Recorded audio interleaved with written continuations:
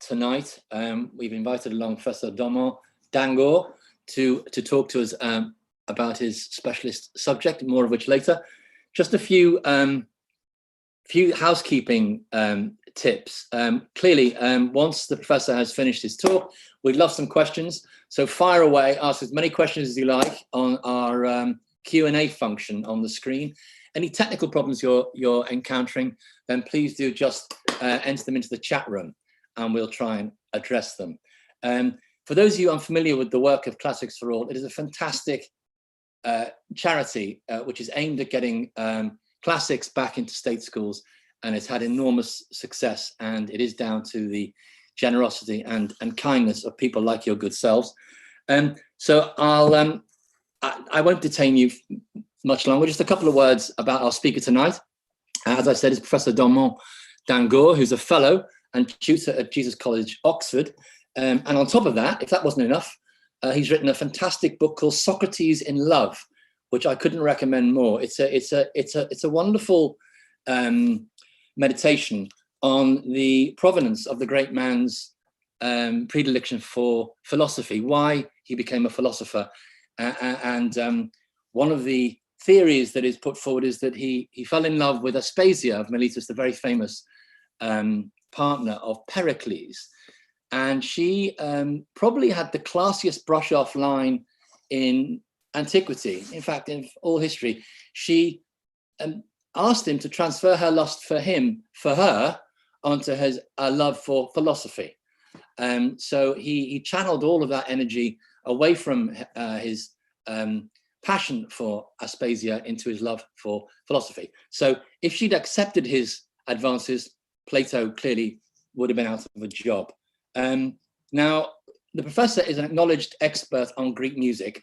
Fear not, we're not going to have an evening of Demis Roussos' greatest hits. This is ancient Greek music.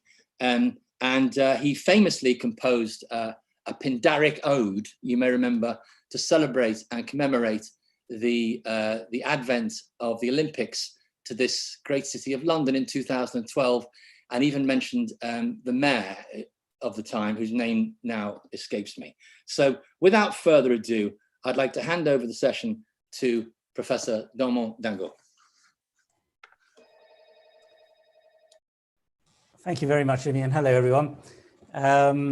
So I'm going to be talking to you for about 15 minutes about Greek music and how we know what it might have sounded like.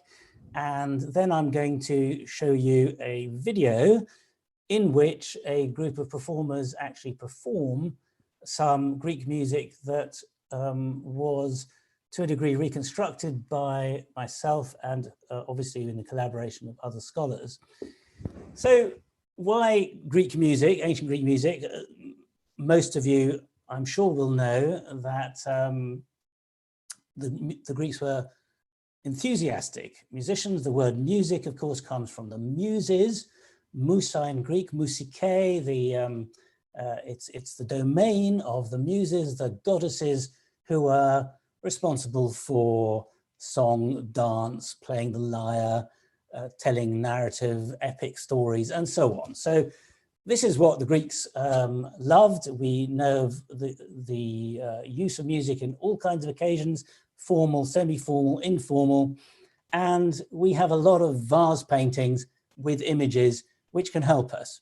We also have 60 documents of ancient music, roughly 60, on stone and papyrus, and those go back to the music of Euripides himself. So one of the earliest bits of papyrus is one I will be talking about, and you will actually hear sung and played at the end of this short talk. The other thing is, of course, instruments. I mean, if you think, what is music? Of course, it's melody. When people say Greek music is lost, they tend to mean the melodies are lost. That's not actually true. We have this melodic notation from which we can reconstruct some of the melodies. People say there was no harmony. Well, that's not the case.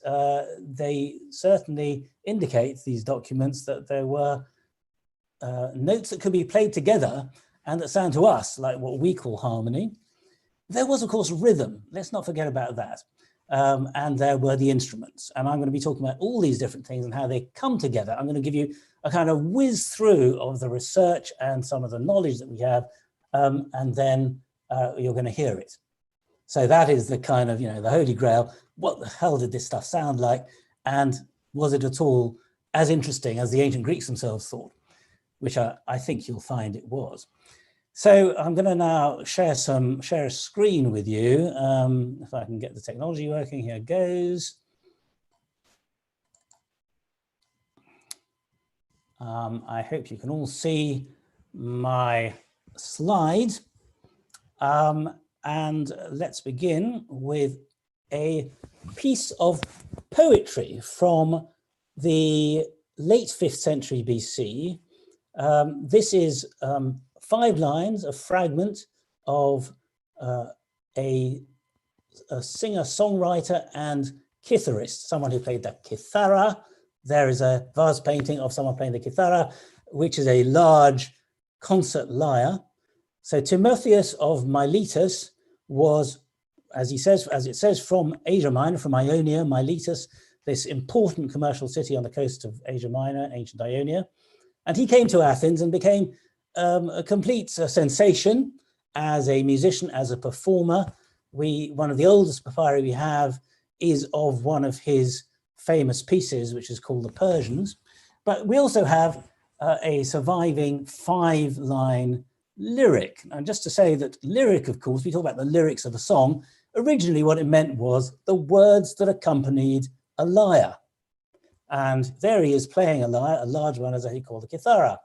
And of course, they performed these ancient so-called kitharodes, people who sang to the lyre, holding their lyre, and there are lots of images so that we can reconstruct lyres and methods of playing. And they sang, amongst other things, love songs.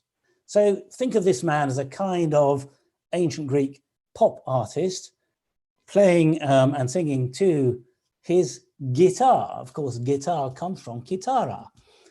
So that is what he's doing, and he is singing his pop song. But one of the things he sang was this surprisingly self-referential bit of music. This is his lyrics.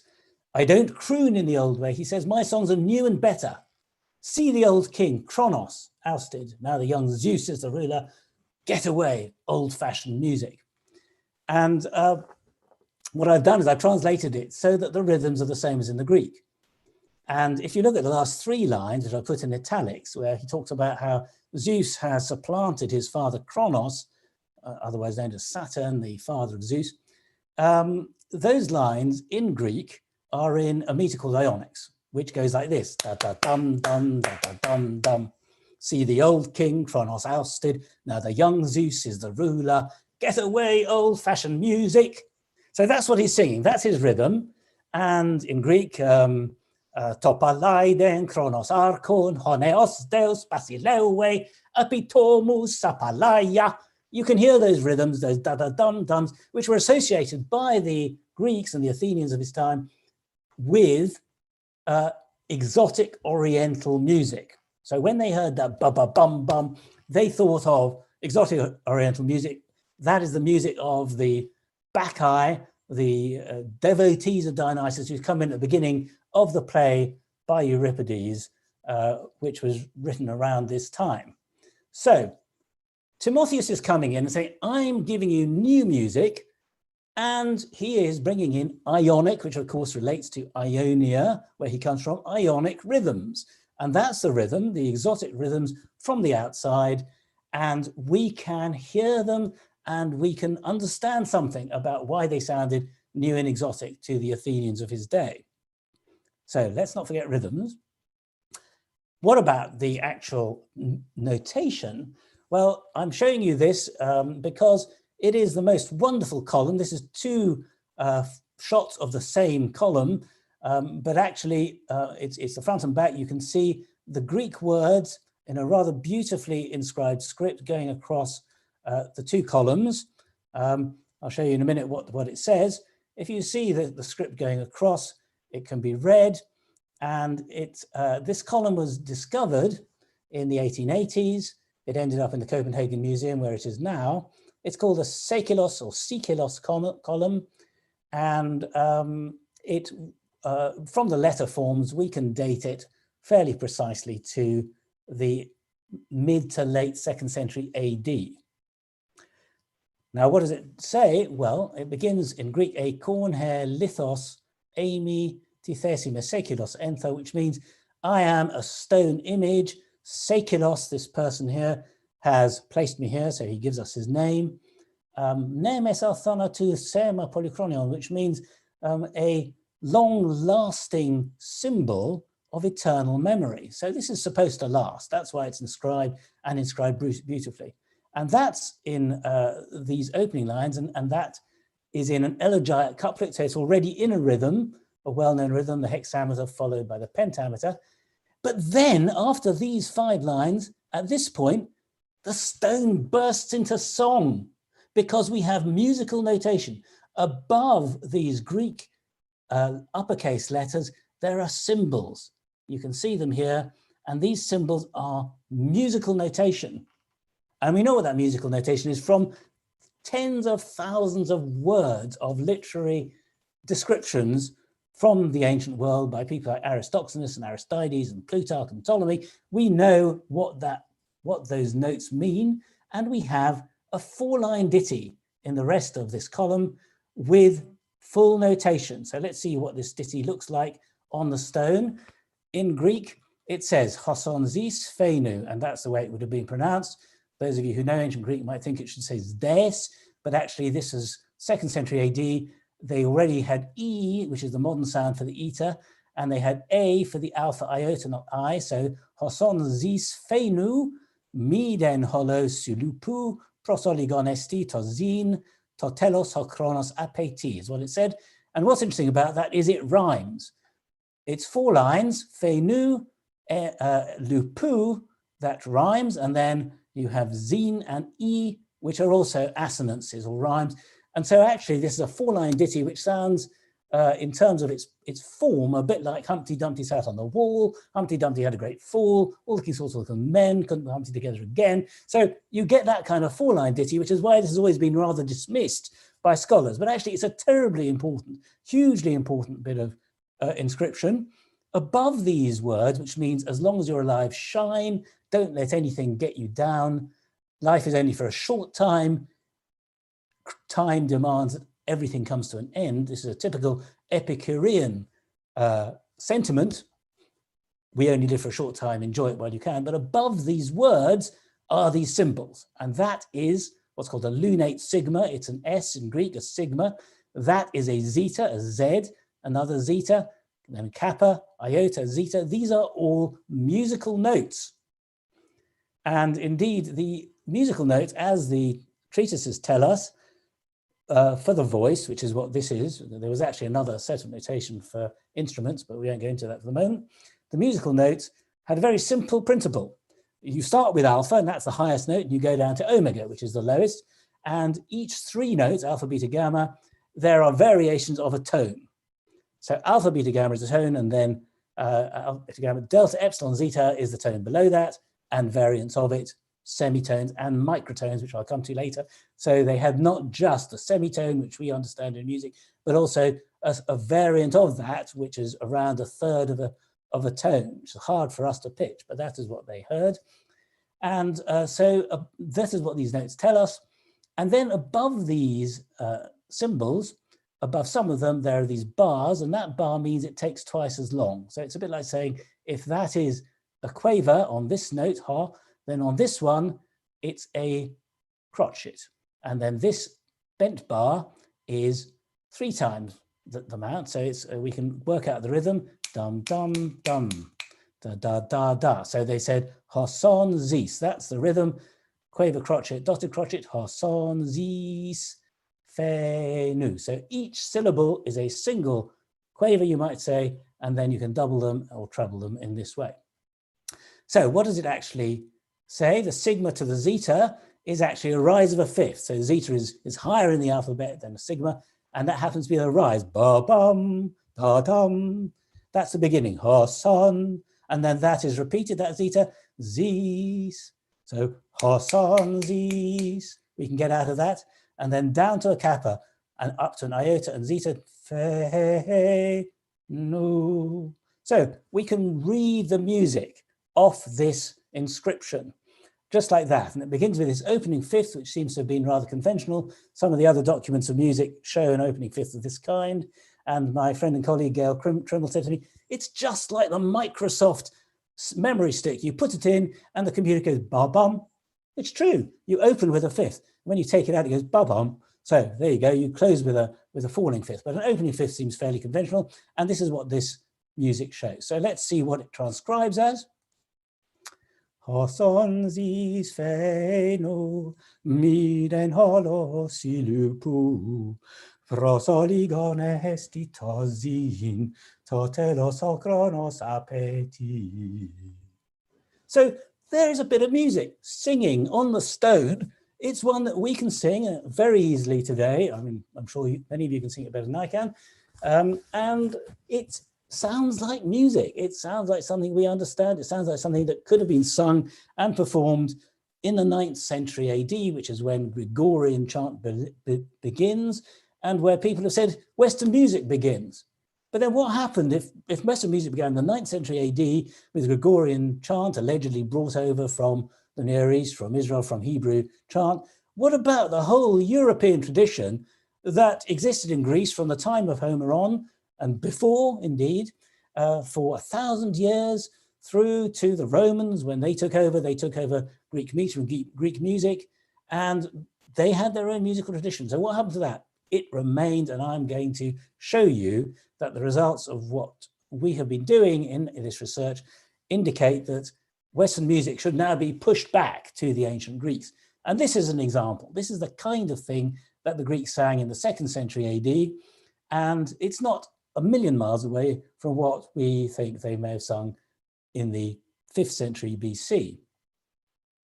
Now, if we put these words into English in the same rhythm, we get something like this.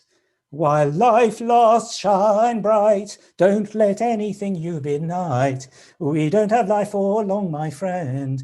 To all our plans, time decrees an end. And you can hear that actually, musically, that makes sense to us because it has a certain idiom whereby when it's cheerful, it goes up, da-dum, da-da-da-da-dum. And when it's less cheerful, you benight, there's that fall. Time decrees an end, there's that fall at the end as well. So if we go back to this, we'll see that actually the music follows amazingly precisely the pitch accents in Greek. So Greek had these pitch accents, these acutes and circumflexes and so on, which meant that the voice rose, we're told, by within the compass of a fifth, an interval of a fifth, ba-bum. So here we have, I mean, here it doesn't have to go up as much as a fifth, but let's say the word meden, which means nothing, meden, it goes up in conformity to that pitch. And similarly, say, totelos, it goes up with that accent.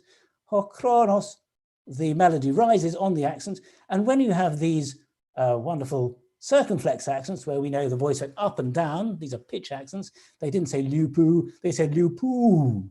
So they sing lupu. He has melodized it so that it fits the accent. And similarly with the word to live, tozin, you get that. So, and it's rhyming. You can actually sing Humpty Dumpty did Humpty Dumpty sat on the wall, Humpty Dumpty had a great fall. You even get that nice fall of dejection. All the king's horses and all the king's men couldn't put Humpty together again. Poor old Humpty. So you can see that he's both imitating the sound of the natural pitch on the words of the Greek and giving us something of a mimesis and imitation of what the words tell us.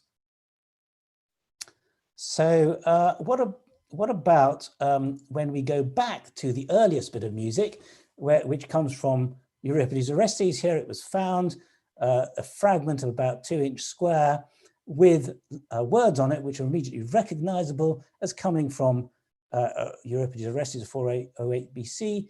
The difference is these have these quarter tones. So this is a semitone, yadam, and they have a tone intermediate, yadadam, da-da-dam, and it had a lot of gaps as well.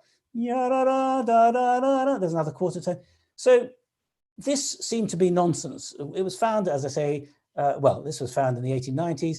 And when the musicians and classicists had a go at it, they couldn't make head or tail of it. And a great German musician, Westbach, said, we'll never understand ancient Greek music because it's alien, because of these microtones. Well, I actually analyzed the microtones and I realized that they were all what you might call passing notes, and they passed onto what you might call a tonal note. So actually this piece is not necessarily any less tonal than the Seikilos epitaph that we just heard. You know, that's what classicists do. We try to fill in the gaps. People fill in the gaps in words. It's called text criticism. I filled in the gaps in the music. These bits in the red boxes are what comes out of the text itself of the papyrus, and the bits around it I reconstructed on the basis of what we could see from the accompanying words. And for example, we have a repeated word here, kathiketewamai, kathiketewamai. We have the beginning at one register of kathikete da da da dum, and we have the ending of that same word at a different register, da da dum. So I thought da da da da da dum, ba da da da da da. You can see the same patterns, and I did this systematically, and I created music for this, which you will hear on the video in a minute. Just before we do that, I'm very quickly going to talk about the instruments. Here, the double pipe, the aulos, which there's been great advances in the understanding of. People used to think one must be a drone, but it's clear he's playing on both at the same time. So there were tunes going between the two. And we have a picture of a chorus here with their rather solemn robes, probably a dithyrambic chorus, but it could have been a theatre chorus, with the aulos, the aulit player, in the middle, and the men in their robes standing and dancing around him. It's worth thinking at this point of making ethnographic parallels. And one of the things I have done is looked for ethnographic parallels, including those in Arab countries, the ahwash, which means dances. Here's a brief example of Moroccan singers and dancers doing a fairly formal kind of dance performance.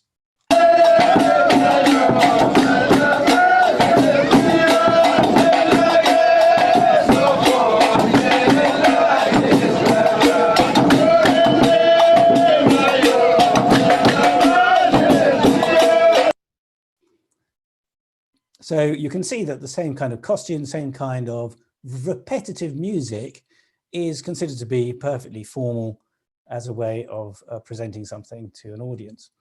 What about that quarter tone? Well, if you listen to Ethiopian krar, which of course comes from Kithra, krar is a stringed instrument. I'm going to play you a piece now where there are women playing on the krar. And if you listen to the note, the penultimate note near the top of the scale, it sounds out of tune to us. It sounds a bit lower than a standard note on a tempered scale. And that's because it is. It's because the tuning is what we might call microtonally different. So just listen to this and you'll hear that note. It doesn't stop the singers singing to a tonal piece, but you can hear that that note at the top of the krar sounds to us out of tune. It isn't, it's just microtonal. Oops, sorry, let's find it.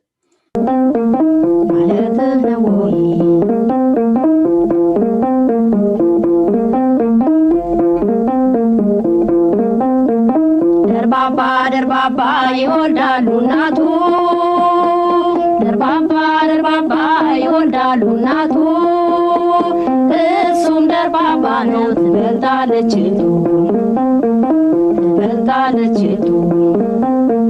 ደርባባ ይወልዳሉ እናቱ ደርባባ ይወልዳሉ እናቱ እሱም ደርባባ ነው ትበልጣለች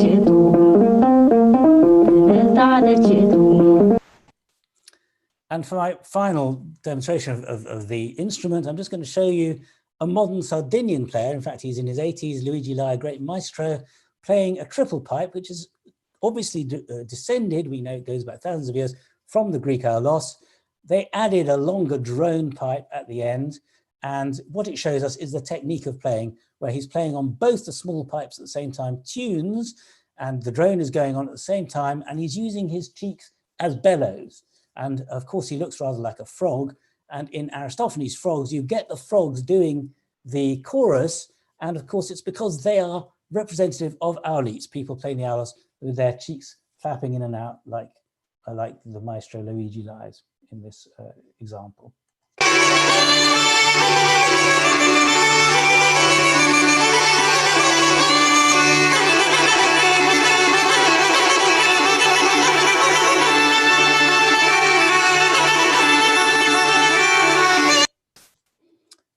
So I'm going to stop at that point, sharing that, and I'm going to now put on a film, which some of you may have seen. It's actually been remarkably popular, from 2017, where I also describe with colleagues how we created a performance of reconstructed ancient Greek music. So let's see if I can share my screen now for that, and I will try and get you onto it. I hope this will work.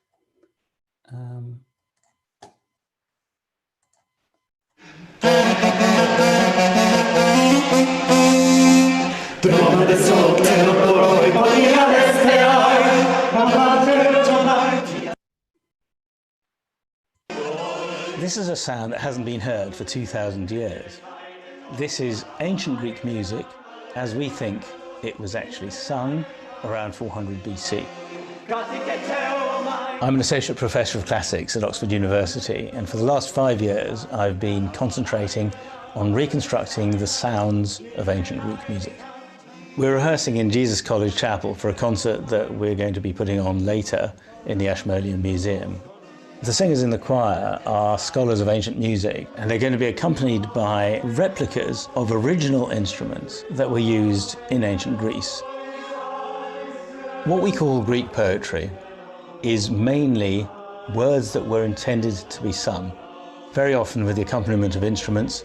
So the Greek poetry of the ancient world, this was all sung to music. People think the music is lost. I don't believe it is. We have the rhythms, we have the instruments, and we have the melodies. Put that together and you have the music. Okay. And can we just say, tinumenai dikan, tinumenai ponu? Yeah. So what we know most about are the rhythms, because they're inscribed in the meter. The metrical systems of ancient Greece were very precise, and they were based on the language. The Greeks conventionally thought that the words of their language consisted of either long or short syllables. So we might say that a long syllable followed by two short ones would sound like da, da, da, da, da, da. So you get a rhythm such as the dactylic hexameter, da, da, da, da, da, da, da, da, da, da, da, da, da, da, da, da, da. And that is the rhythmical basis that we can use when we're reconstructing the sound of Homeric music. What we needed to do was to bring together the other elements, which were the melodic sound of ancient song. And the source material for the melodies is about 60 very precious ancient documents, which have been preserved on stone, such as the Delphic Paean by Athenaeus, which is one that we will be singing in the concert. And that has what we might call 80 or 90 bars of music, melodic notation preserved that allows us to recreate and sing that piece.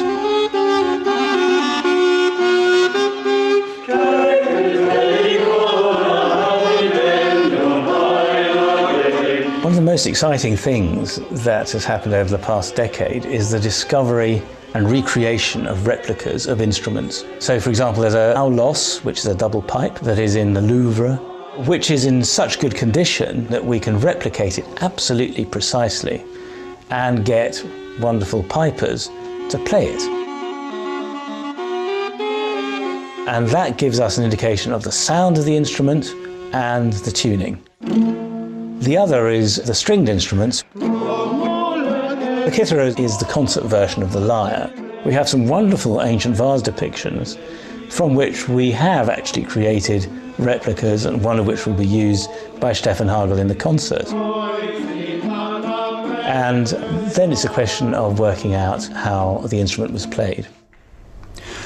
So this is an aulos, or a double pipe. And it's made of deer bone. And the reeds are made of Mediterranean cane, grows everywhere like a weed. And it's a single tube, which you delicately scrape and heat up and squeeze and clamp. It's quite wide bore compared with later double pipes. The other instrument we play from maybe 2 or 3 centuries later is made of wood and has a narrower bore.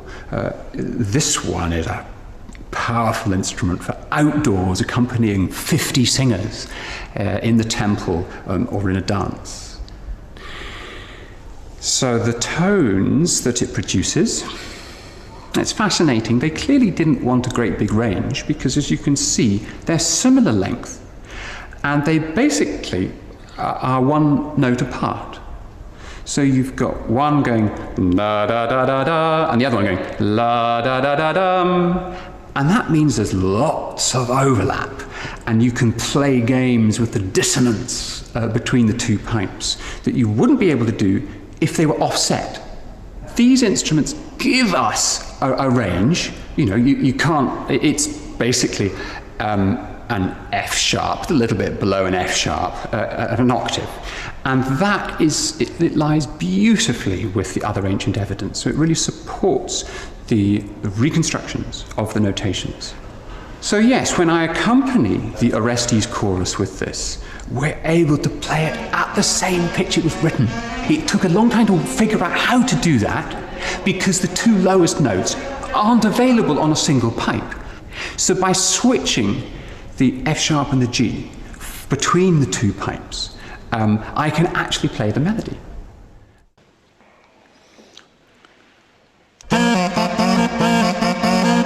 So there we are. I'm sharing the la da da dum. I can play the bottom note here, and I can play the next note there. But I don't have both of those notes on both pipes. So it's got to be shared.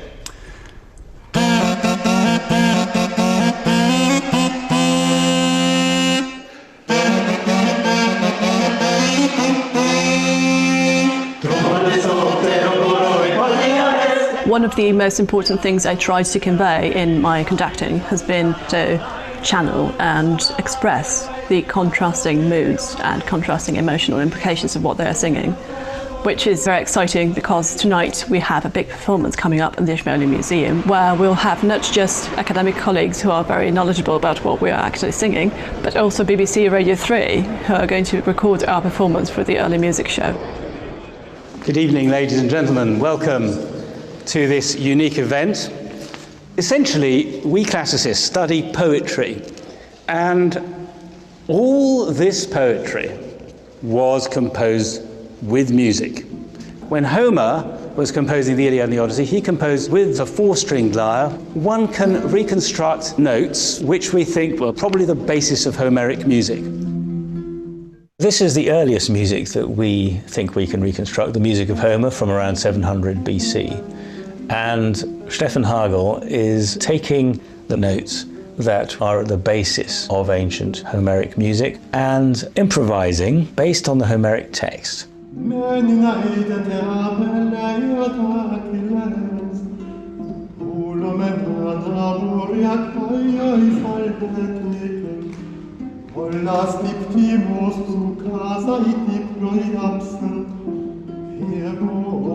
What Stefan has reproduced is a simple and fairly repetitive melody.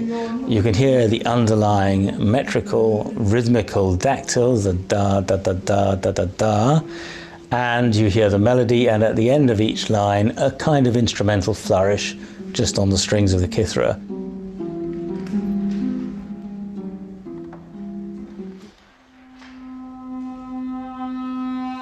The second piper is Callum Armstrong, who is an expert on the aulos and is going to demonstrate an improvisation on the instrument.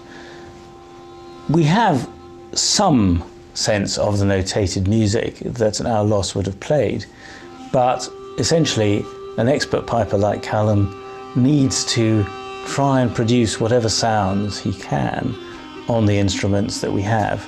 And so here he's improvising and showing the kind of sounds that the two pipes together can make.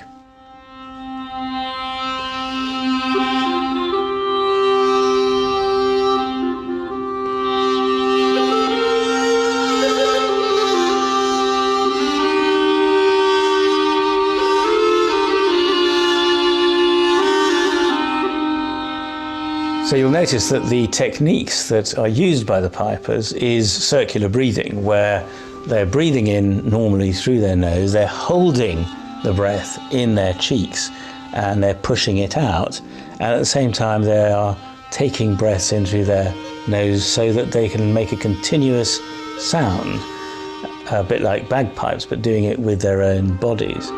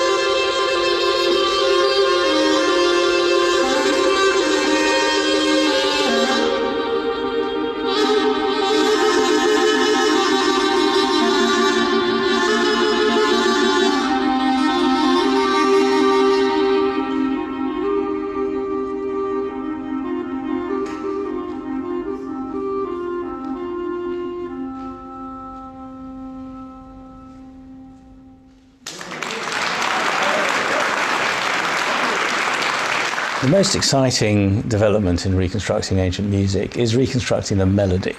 We do have documents with melodic notation that was devised around the 5th century BC, including this wonderful stone from Delphi, which has a paean, which is a hymn of praise in honor of Apollo. And on the stone, we have the words of the text that was sung, and above the text, we have these little symbols, which is the vocal notation, which tells us the precise melodic notes to which those words were sung. Now, there are some gaps, and I have filled in those gaps using only the notes that are available to us from the rest of the stone.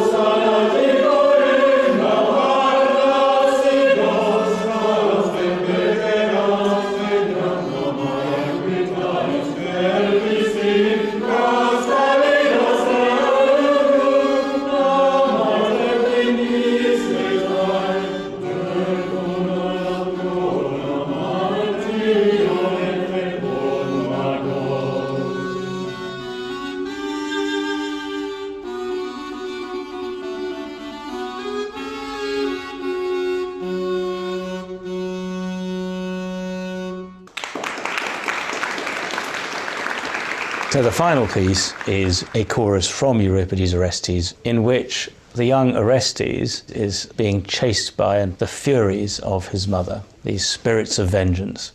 This is perhaps the most exciting piece of music that survives from antiquity. It's on a papyrus about 2 inches square.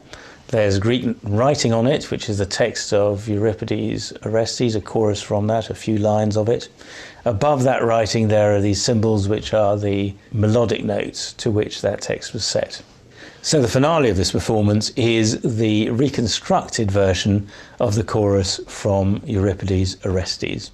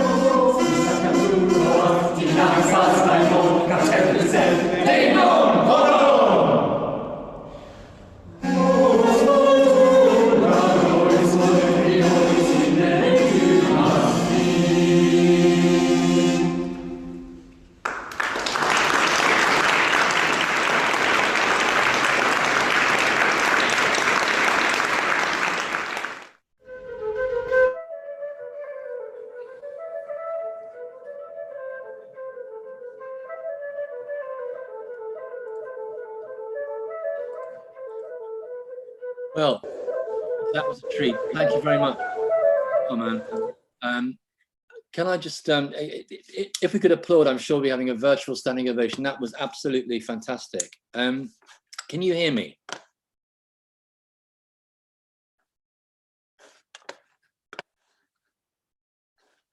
Hello, can you hear me? I can hear you, we can hear you. And hi, Armand. That was wonderful, really was wonderful. Thank you so much. And I think you're our first singing classicist. Ha! Call that we've singing? had on these sessions. I think Britain's Got Talent awaits. We've been inundated with questions, and please do keep sending them in, but we probably got far too many to ask. Suddenly realised, and I was trying to respond by typing, but I'm not sure my fingers can keep up with all the questions. Well, if I throw them to you, then everybody can enjoy your answers. So, okay. One thing I want to ask you is that why? I mean, are you from a musical background yourself? Is this what drew you to this particular subject? Yes, I started playing the piano when I was 5. I started playing the cello when I was 11. I mean, I have a musical background. I was, in fact, following a career as a musician for a while. But one of the things that's very important, I think, when studying ancient Greek music is not to assume that because you're musical, as most people who study the subject are, that you have an insight into the kind of thing it is. Actually, the people who are best positioned to tell us something about it are what are called ethnomusicologists, people who study musical traditions prior to this highly refined Western tradition to which we are heir. So we learn our scales and our harmonies and all that stuff. We mustn't think in those terms. When people first heard some of these scraps of music, they said, oh my God, Beethoven's much better than anything the Greeks ever produced. An absurd comparison. Compare it instead to perhaps Yugoslav music of the kind that Parry and Lord recorded when they were trying to investigate Homeric oral singing, and you'll see how much better this stuff is than Yugoslav oral music. So it's because I've often thought this, why did we create music? It's a huge philosophical subject, why we create music. Clearly the Greeks infused their drama with music. Of course, when I was studying the plays of Euripides as a kid, it never occurred to me that the choruses would be singing, because I was burrowing away with my lexicon trying to work out what they were saying. So these plays, one of the questions we have here is, these plays should be seen then as musicals as well as spoken plays. Well, they were not plays in the sense of theatre plays. They were musicals. The music was integral to them. Even the so-called spoken bits. Remember, if the Greek language had pitch accents, the voice went up and down. It was a very musical language. Those bits were not sung, but the choruses, which were absolutely central to ancient Greek theatre, were huge musical spectacles. So, of course, in the 15th, 16th century, when the Italian Renaissance started to find information about ancient Greek music, and then the first scraps appeared of actual musical notation in the 16th century, they tried to make head or tail of it, but there wasn't enough of it. And they decided instead that they would try and produce something that they thought must be what ancient theatre was. And they produced opera and oratorio.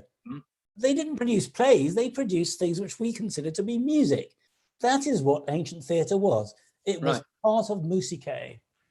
And a question here from Maria Subra says, were there different genres of music? We have classical music, we have rock and roll. What can we subdivide ancient Greek music? The most interesting subdivision from the ancients' point of view was between traditional music, what they call the old music, and the new music. The new music started to emerge in Athens in around the middle of the 5th century BC. And what we have, and what you heard of Euripides reconstructed, is an example of the new music. So we then have to ask ourselves, what was the older music like? And we have a few hints. And one of the questions asked about Aristophanes' parodies in the frogs of the tragedians Aeschylus and Euripides. And what he says is that Aeschylus is monotonous. He does the same kind of thing all over and over again. He's a third-rate musician. That's what he actually says. He's a kakon melopoion. Well, what does that mean? So a colleague in the 90s, a Polish colleague called Danielewicz, wrote a fascinating article in which he took some of Aeschylus's choruses from the opening of his Agamemnon. And he showed that actually Aeschylus took pains to use words with the same kind of pitch accent. So you could imagine that those bits were sung to the same rather monotonous melody. And that is what exactly the bit that Aristophanes actually parodies in the Frogs. Whereas Euripides, he says, you bring your music in from everywhere, from brothels, you bring them from Crete, you bring them from, all over the place. So the whole point was that Euripidean music was much more varied. And I think one of the things about the earlier music is it wasn't notated. So you had choruses who sort of relied on being told, look, sing it to this scale. This is what it should sound like. And it basically had a very narrow kind of ambit. This is what we're told, actually. Then Euripides comes along and uses a much greater variety of notes, and people like Timotheus as well. And people say, wow, this is exciting. And that's because it sounds to them like nothing they'd heard before, as it were, music from folk music to Western music. And I think this is why we can call this the beginning of Western music. That's very interesting. So there wasn't a feeling that the Ionic rhythms, these were the new rhythms that were coming into Athens. They weren't rejected, or they weren't looked upon as being dangerous. A bit like rock and roll in the 50s. You may remember the evangelical Christians tried to ban it and said it was the devil's work. I mean, was there any feeling, or did they just welcome it? You bet there was. There was a huge reaction. And in fact, most of what we get is the reaction. So we get Aristophanes laughing at this modern music, but we get Plato above all telling us it should be banned. Modern music, which basically consists of these auletes who have no fixed tone, unlike the kithara, the lyre, where you can pluck a note and it has a tone. The aulos can move up and down, it's voluble. We should ban that instrument, Plato says, from an ideal state, and we should ban most of the things that count as music, including theatre. And that was one of the main reasons he wanted it banned, because the musical accompaniment was, to him, sexualized. It was, he says, leluminos, it was loose, it was all over the place, and it was going to make your soul bad if you listened to it. So yes, a huge reaction, and one that survived. So that when Timotheus was first discovered, his rather interesting, very voluble kind of rhythmical Persei was discovered on papyrus. Vilimovitz, the great classicist, said, this is degenerate. He took Plato's view on that. But now we're discovering that new music, which was massively popular, one of the things Plato hated about it was it filled the theatres.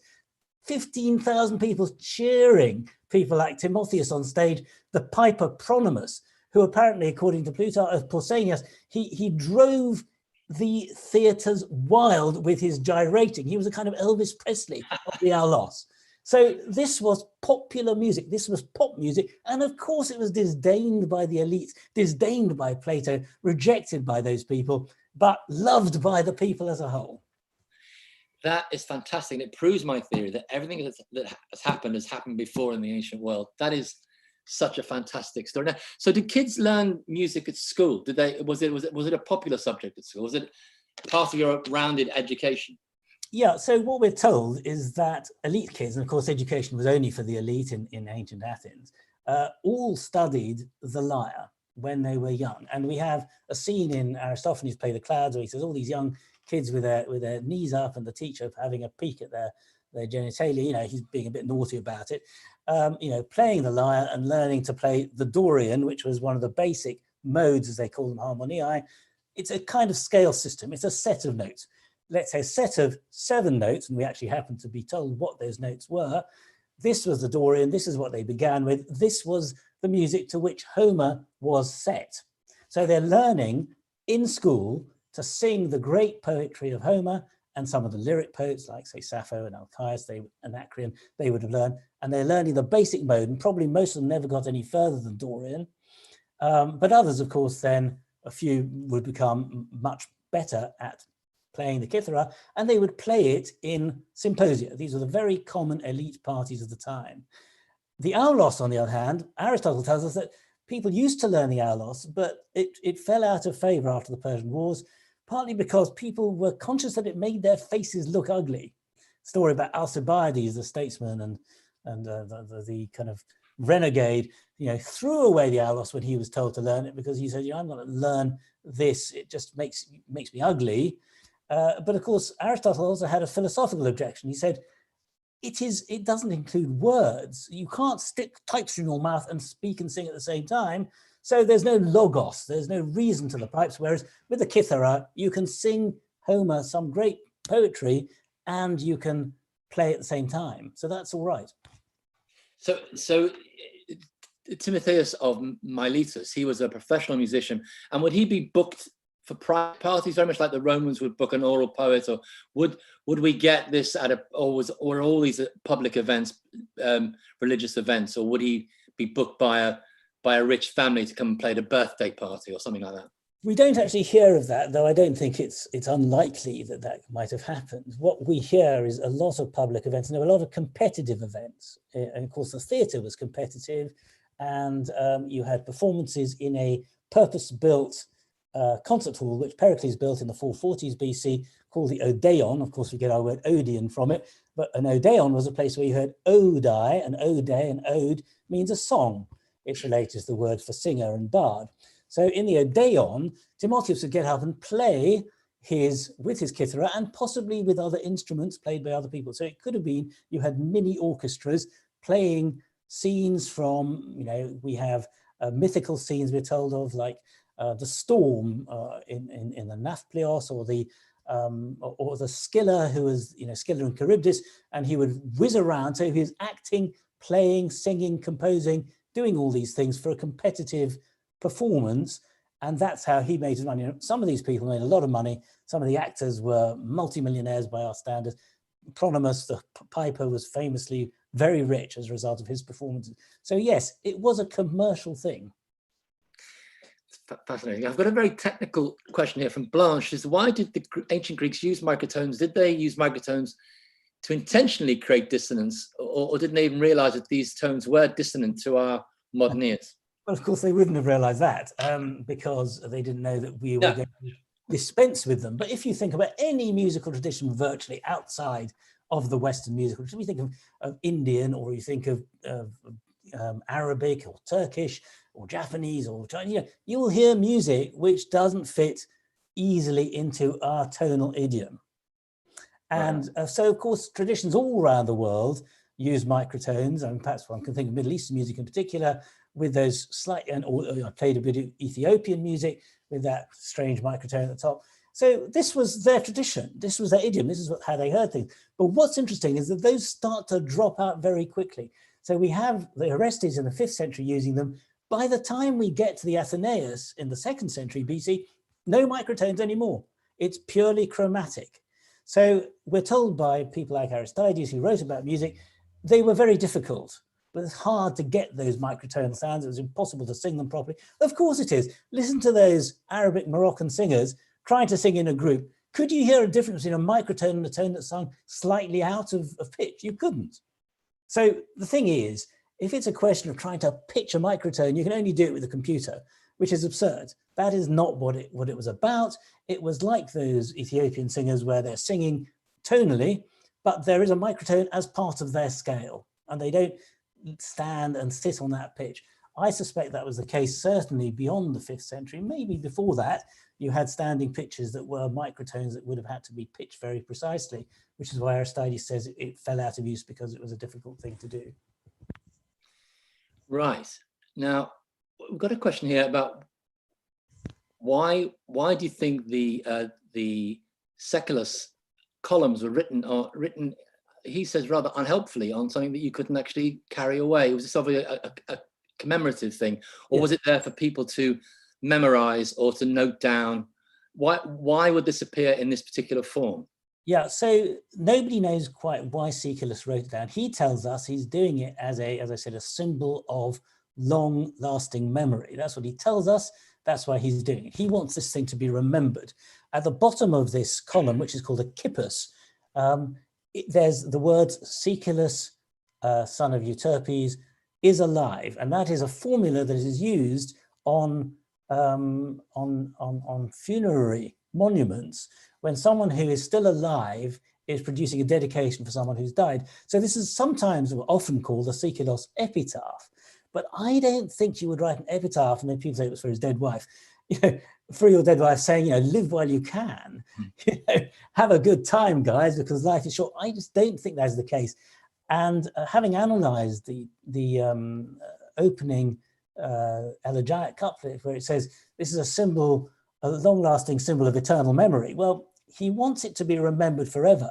And the word long-lasting, polychronion, I think has a pun in it, because the word long-lasting, polychronion, the chronos bit, also means the elements of rhythm. So he's saying this is a very rhythmical piece. Mm-hmm. I think he's telling us that it's got lots of rhythmical notes in it, and I want it to last. I suspect he was very proud of it because, as I said, it brings together both the pitch accents and the expression in terms of brightness and sadness and so on, and it does it all very well into a tune that is really quite singable. So I think Seikilos was very proud of it and decided to have it inscribed as a long-lasting memorial to his own genius. Now we're running out of time, but I've got here a question which you could probably spend hours answering, but I'll probably ask you to be a bit briefer than that. Michael Knowles said, I've just begun learning about ancient music in general. I'm a modern musician and storyteller. My interest is in the interconnectedness of music and culture and in the development of human communication and understanding. What's suggested to me in this presentation is that music and language must have co-evolved. Am I right? There are loads of theories about the evolution of music, and some people say it began before language began, that somehow singing notes, and there are pipes from 40,000 years ago which one can still play. That certainly was around, making musical sound of some kind, melodic sound, certainly rhythmical sound. I don't have any real understanding of the origins and evolution of language.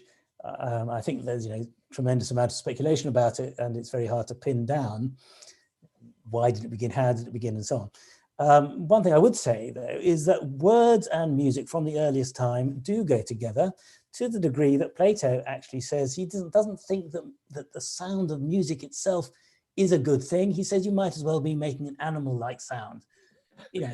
Animals make sounds, they don't mean anything. With words, you have logos, you have reason, you have meaning.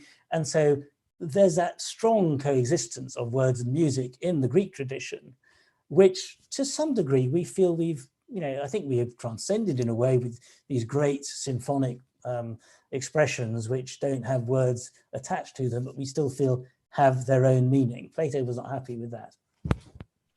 So our final question is from Tracy Rabaiotti, and she's asking a kind of more of a touchy-feely question, really. How did it feel for you on hearing these reconstructions that you spent so much time and effort on, when you saw it, when you witnessed it for the first time in a public performance? Was it people speaking to you from beyond thousands of years? Well, of course, it never feels like that to someone who's been working on this, painstakingly for a very long time. And you suddenly, the breakthrough for me was suddenly realizing that we had enough information to be able to reconstruct something from the Orestes fragment that made sense. And one of the things that was really important for me, because one of my main areas of study and teaching is meter. And meter has always been taught so badly, as if it's squiggles and dots and dashes. All Greek meter was a way of reducing the sound of rhythm to some system, and they hadn't worked out Morse code. So they called them by names like the dactylic hexameter and so on, but they were just trying to tell us this is a rhythm. And those rhythms could be very brisk and very lively. So the Dochmiac meter in which the Orestes is sung is essentially short, long, long, short, long. And people had been reproducing this music, da, da, da, da, da, as if it's some great ominous dirge. And I realized it was da, da, da, da, da, ba, ba, ba, ba, ba, ba. It had that incredible motoric drive to it. So, it felt good to be able to put it on. But of course, immediately you think, well, we are singing in tempered tuning. They didn't. Why didn't we get a choir together who can sing untempered music? Immediately you get a sense of, well, the tone of our choir is like that of, sort of the Keys College Choir, actually, members of the Keys Choir sang. But actually we know that ancient musicians prize very penetrating sounding voices. So let's get singers who can hear that kind of grinding sort of sound and produce that. So I think, again, the ethnographic investigation is ongoing, and I would love to hear a different style of singing and a different temperament of harmony for the next time I put on the Orestes. And will you go the whole hog and write music for the whole of the play, or do you? Last year I was asked to write music in ancient style, and I chose Dorian, Lydian, and Phrygian scales to do so for a performance of Euripides' Alcestis in Bradfield College. And that worked really well. And again, we had Barnaby Brown playing the pipes for it, and the chorus and so on. And it came off extremely well. A lot of people thought it was great. I think the music can be sufficiently varied using ancient modes to do this. And if I had the time, and I hopefully will get around to it at some stage, I would be happy to create some music that could make the whole play be put on in a way that might, one can never be certain about this, but might have been recognized by an ancient audience with an idiom of music that might be recognized. But as I say, let's go to Epirus and Albania, where they have traditional musicians who play music using similar instruments to the aulos, similar sounding instruments, and with vocal techniques, which we haven't yet really taken on in our reconstruction. Let's do all that first, and then bring all that in and have a performance of the whole Orestes, say. That would be fantastic in the theatre at Epidaurus. And if you do that, I think I'm going to bag that as a premiere for Classics for All. yes. And let's say we raise a ton of money for this wonderful charity. Well, and thank you, honestly, Armand, thank you so much for spending this hour with us and illuminating us in this fantastic subject. I'm so pleased that modern music was frowned upon by the ancient Greeks. It's given me a lot of pleasure, that. So I'd like to thank you on behalf of our virtual audience. It was great. Thank you so much. Thank you all for listening. And now, of course, I'm coming out with my begging bowl, folks. Don't go away. COVID has forced us to cancel a lot of our fundraising events. So we are delighted that we can attract the stellar talents of people like Armand to come and talk to us. So don't forget, this year we're taking part in the Big Give Christmas Challenge between the 1st and the 8th of December. Every penny you give will be doubled. So please put that in your diary. Between the 1st and the 8th, you'll just be out of lockdown. You'll be suffused with the milk of goodness and kindness and gratitude. Let it spill over into the coffers of Classics for All. We have had an increased demand for our services throughout 2020, which is a great thing, of course, but also puts enormous pressure on our online training and support. The word spreading, it's now an ineluctable force. Classics will be repotted in all state schools in this country before long, and that's a great thing to celebrate. We've had over 3,000 teachers trained to put Latin, ancient history, and classical civilization, and some ancient Greek onto school timetables. It's reached 55,000 young people. I'm just telling you where your money goes. Not a penny is wasted. Across 920 primary and secondary schools, and most of these are in areas of real socio-economic disadvantage. So our support to schools offers exceptionally good value for money, and every pound really does go a long way. So if you've enjoyed this talk, and you'd have to be a block of wood not to have enjoyed this talk, it was fantastic. Please now go to our website and just enter your bank account and put it into ours, Classics for All. Thank you very much for joining us, and thank you again, Professor Armand Dangour. Bye all.